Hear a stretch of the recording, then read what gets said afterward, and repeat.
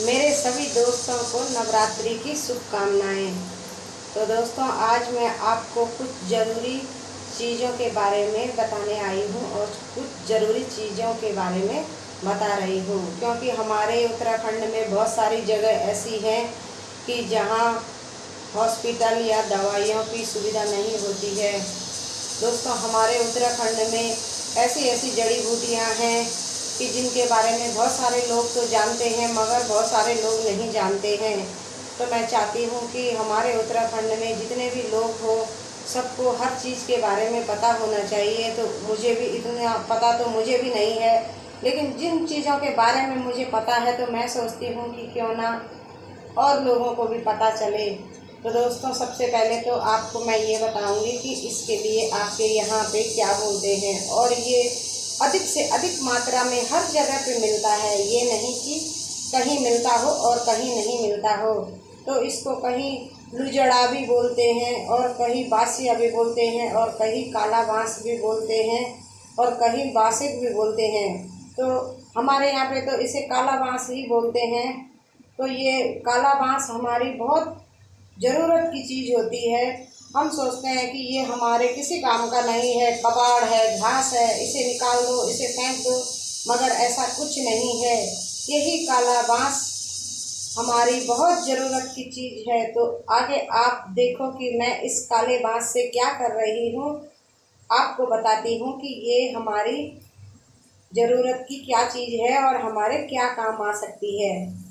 सबसे पहले तो मैंने काले बांस को अच्छे से धो लिया है और इनके कोमल कोमल पत्ते निकाल लिए हैं। हम इनके कोमल पत्ते ही नहीं, आगे के टुक भी कूट के पीस सकते हैं, मगर मेरे हाथ पे दर्द होता है, मैंने टुक नहीं पीसे, खाली पत्ते ही पत्ते तोड़े। मैं इन पत्तों को मिक्सी में भी पीस सकती थी, मगर मिक्सी में अच्छे से नहीं पीसा जाता और उसका रस उतना अच्छे से नहीं होता जितना सिलबट्टे में होता है। तो मैंने इन्हें अच्छे से पीस लिया है। इन पत्तों को मैं अच्छे से पीस लूँगी, इन्हें एकदम बारीक करना है। तो ये पत्ते मैंने पीस लिए हैं। अब आपको ये लग रहा होगा कि मैं चटनी बना रही हूँ, मगर दोस्तों ये चटनी नहीं है, ये मैंने यहाँ पे पीस ली है दवाई। मेरे पैर पे दोस्तों कट गया था, तो इस पे बहुत सूजन थी, मैं रात भर सो नहीं पाई थी इस जलन और दर्द के मारे। तो कल शाम को भी मैंने यही काला बांस पीस के लगाया, तो इसमें बहुत फ़र्क पड़ा। आप देख सकते हैं सूजन बहुत घट गया है, और इसे लगाने से जलन नहीं मचती है, पैर पे एकदम ठंडक और आराम मिलता है। तो आपको तब तक ये लगाना है घाव पे जब तक ये सूख नहीं जाएगा, और इस पैर को धोना नहीं है। मतलब जो ये काला बांस हम लगा रहे हैं, आपने देखा होगा कि मैंने पैर नहीं धोया जो मैंने कल लगाया था। और दोस्तों, मैं सच कह रही हूँ, कल रात भर मुझे इतनी अच्छी नींद आई कि पता नहीं लगा कि मेरे पैर पे सूजन है या घाव है। कल रात मैं बहुत अच्छे से सोई, परसों मुझे रात भर नींद नहीं आई, मेरा पैर एकदम सड़ासड़ खा रहा था दर्द के मारे। ऐसे लग रहा था मानो कि पूरा छत्ता ही पक रहा हो मेरा, मगर ऐसा नहीं। कल रात में सुकून भरी नींद से सोई। बहुत सारी दवाइयाँ लगाने से चिरी मचती है पैर पे, मगर नहीं, इसके घाव पे भी लगाएंगे तो एकदम ठंडी पड़ती है और आराम मिलता है। तो जब भी मेरे पे फोड़ा फुंसी होते हैं या कट पड़ जाता है, मेरे बच्चे छोटे थे, उन पे फोड़े फुंसी घाव होते थे, तो मैं ये काला बांस ही पीस के लगाती थी, क्योंकि हमारे घर में हमारी मम्मी भी इसका प्रयोग करती थी, तो हमें पता है कि ये दवाई है।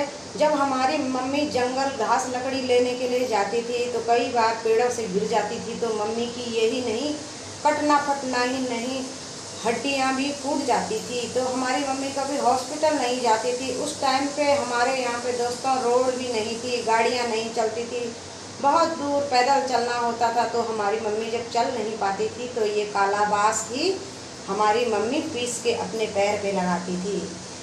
तो मैंने पहले जब मेरे पैर पे ये कटा तो मैंने बहुत सारी दवाइयाँ भी खाई, ट्यूब भी लगाई, मगर उससे सूजन बढ़ता ही रहा।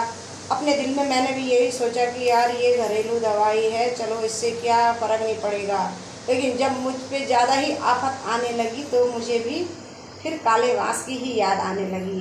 तो मैं फिर इस काले बांस को लाई निकाल के, ये हमारे घर के पीछे बहुत सारा है, तो फिर मैं इसे निकाल के लाई और मैंने इसे पीस के दवाई बना के लगाई। तो जब मैंने ये दवाई लगाई तो मुझे बहुत आराम आया और ठंडक मिली।